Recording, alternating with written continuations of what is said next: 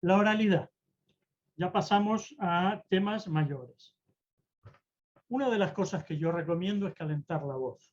Yo antes de conectarme, me conecté a -10 en otra sala con José Luis y Mónica. Antes de eso estuve 10 minutos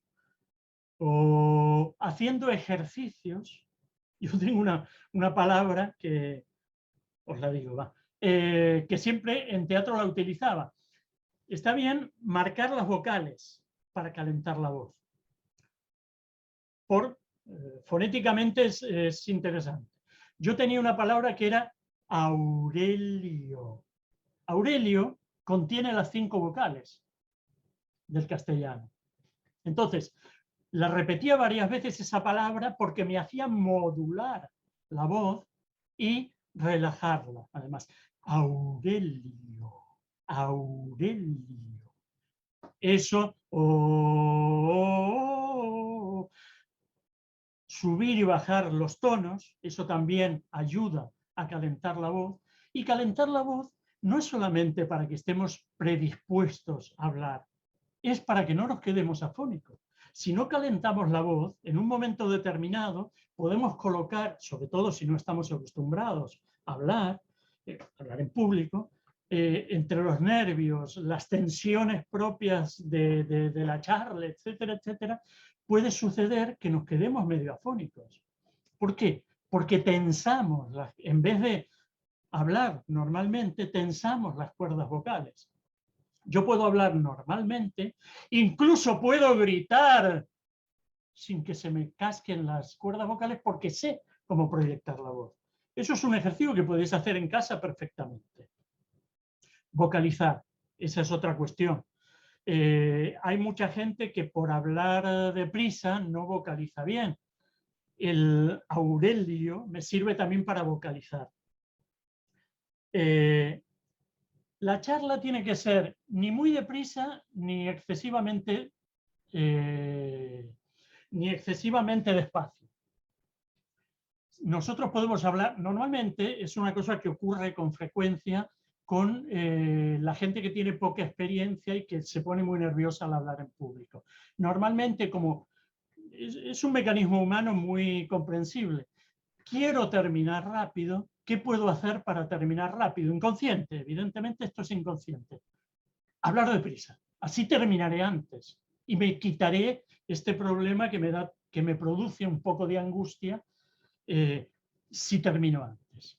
Entonces, tenemos ni que hablar deprisa ni que hablar rápido. Pero además, una cosa interesante también es, no sé si os habéis dado cuenta que he cambiado el tono de la voz, lo he hecho un poco más íntimo, porque lo que voy a decir ahora quiero que lo escuchéis bien y que lo interpretéis bien. Hay que cambiar el tono de la voz y hacer inflexiones durante el discurso para mantener la atención del oyente. Si yo hablo de una manera monótona todo el rato igual y no sé qué y no sé cuánto, llegará un momento que el público se dormirá, porque no es atractivo. Llegará un momento que será un ruido de fondo para el público. No será un discurso con contenido, sino que se convertirá en un ruido de fondo si yo estoy todo el tiempo de una manera igual. Entonces, hacer inflexiones, cambios de volumen, de tono, de velocidad, jugar con todo eso. Si quiero remarcar algo, puedo hacer una pausa para mantener la atención. Si hago una pausa, estoy hablando deprisa y no sé qué, no sé cuánto, si os estoy diciendo que he hecho una pausa para recuperar vuestra atención. Otra de las cosas, no leer las diapositivas. Eso es algo que está emparejado con algunas ponencias que yo, como me he visto todo WordPress TV, hay algunas veces que he visto ponencias en donde toda la ponencia de todo lo que dice el ponente está en las diapositivas. Entonces, ¿qué pasa? ¿Me estás tratando como público? ¿Me estás tratando como tonto? ¿Que no sé leer? ¿Que no entiendo lo que me dices? Con lo cual me tienes que leer tú lo que me está diciendo la diapositiva. No. Las diapositivas son solamente para que sea un esquema, un reforzamiento de un aspecto determinado de lo que yo quiero contar, pero no me lo cuentes todo en las diapositivas. Cuéntamelo tú, que para eso he venido a escucharte y a mirarte y a verte. Bueno, cuidado con las coletillas y muletillas, todos las tenemos, evidentemente, todos tenemos coletillas y muletillas. He puesto aquí 2 asteriscos porque en una charla que dice, se mantuvo una discusión.